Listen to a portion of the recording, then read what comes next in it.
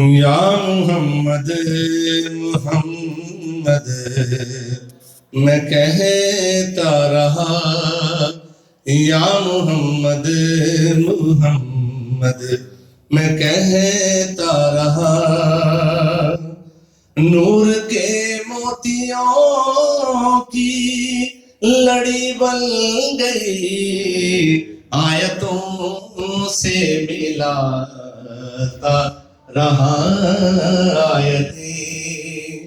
آیتوں سے ملاتا رہا آیتیں، پھر جو دیکھا تو نعت نبی بن گئی، یا محمد محمد میں کہتا رہا۔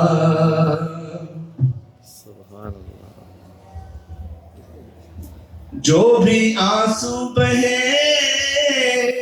میرے محبوب کے، سب کے سب ابر رحمت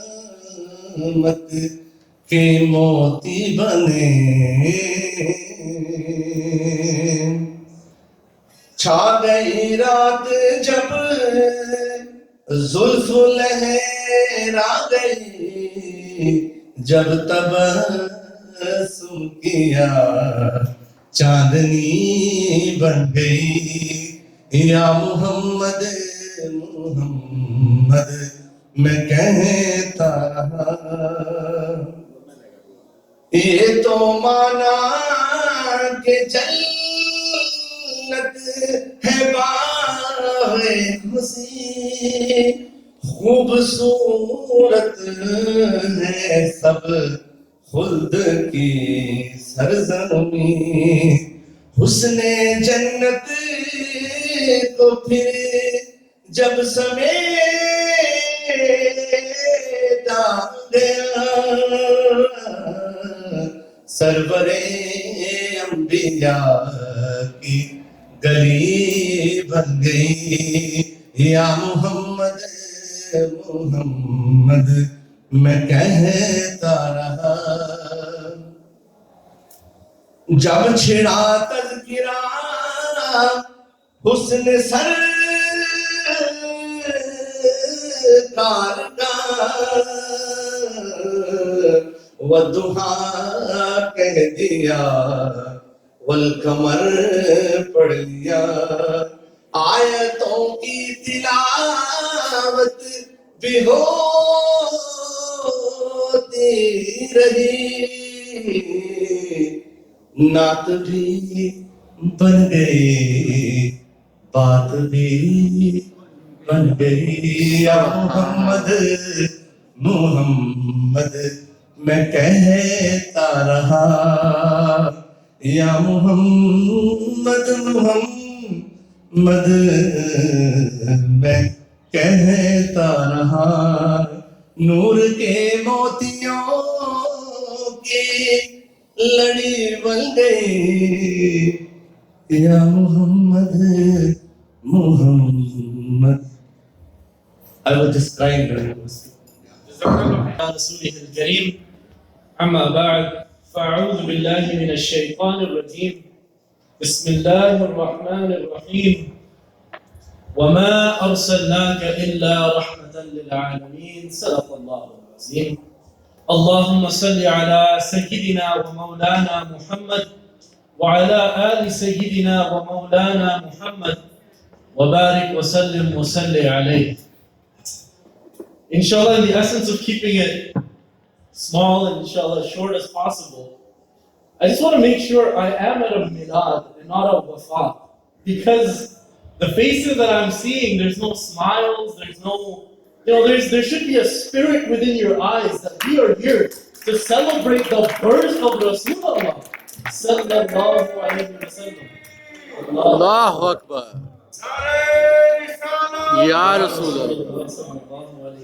My dear brothers, my dear sisters, it is an astounding honor that we be chosen by Allah and His Rasul to be able to commemorate the birth of Rasulullah sallallahu alayhi wa alihi wa sallam.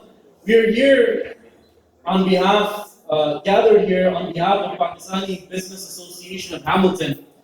And mashallah, Shaykh before me was speaking about the great akhlaq, the character of Rasulullah sallallahu alaihi wasallam. So going off of his discussion, he inspired me that perhaps I should discuss with you some of the business dealings of Rasulullah sallallahu alaihi wasallam. Unbeknownst to most, Islam has a very vast knowledge and framework laid down in terms of economics and business.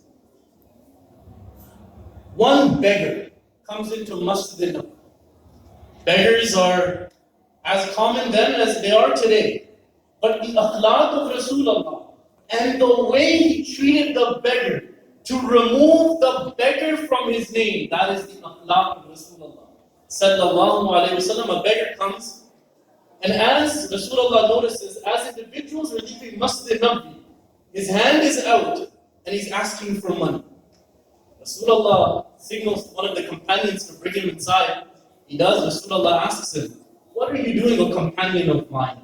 He says, "Ya Rasulullah sallallahu alayhi wa sallam, I am extremely poor. Extremely poor.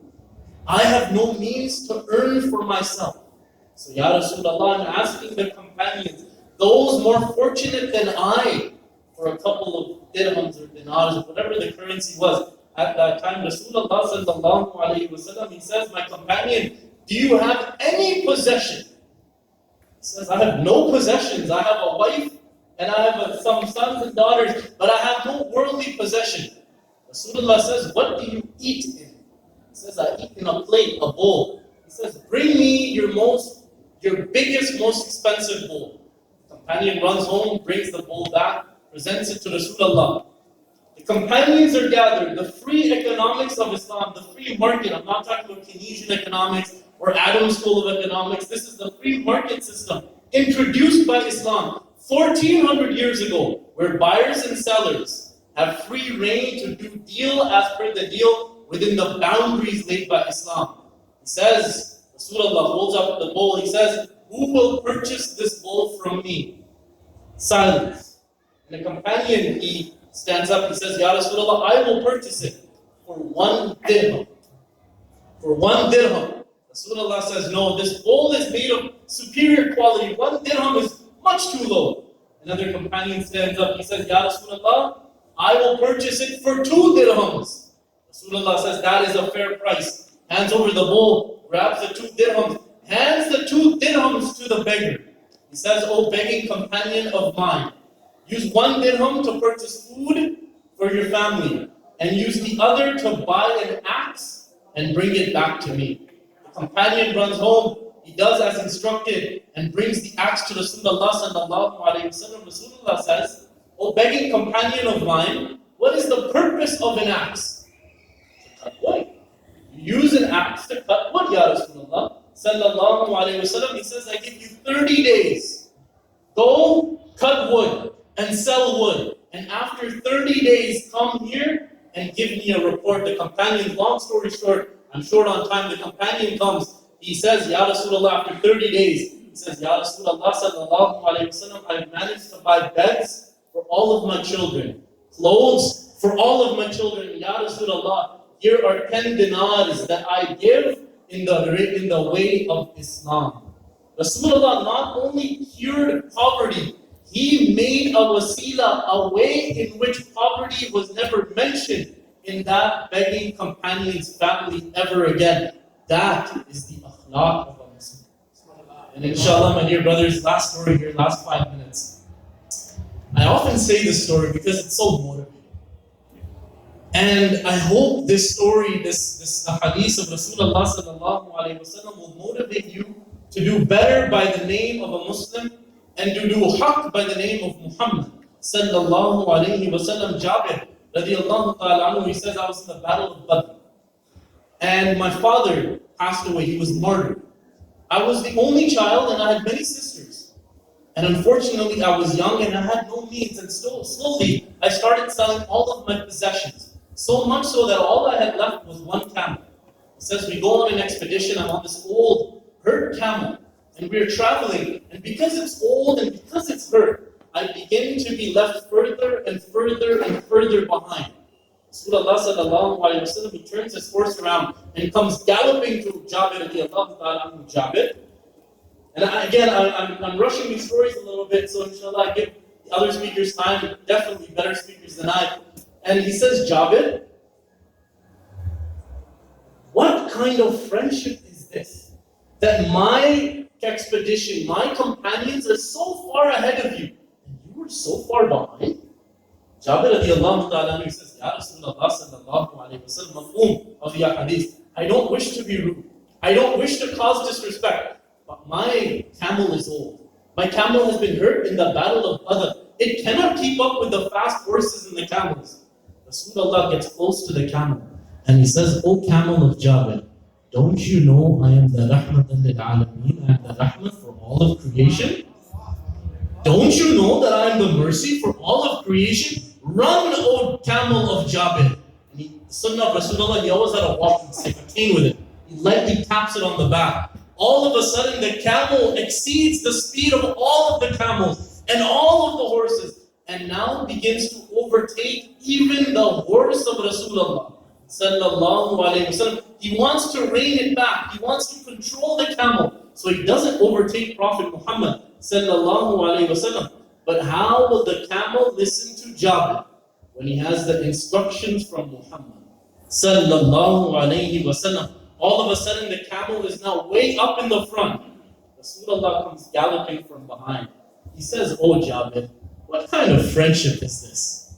What kind of companionship is this? First, you're all the way at the end. Now you're all the way up in the front? What kind of friendship is this? Ya Rasulullah sallallahu alayhi wa sallam, I don't wish to be rude. I don't wish to cause disrespect. But it has listened to the orders from you, Ya Rasulullah sallallahu alayhi wa sallam. It will not pay attention to me. Rasulullah holds the lagam.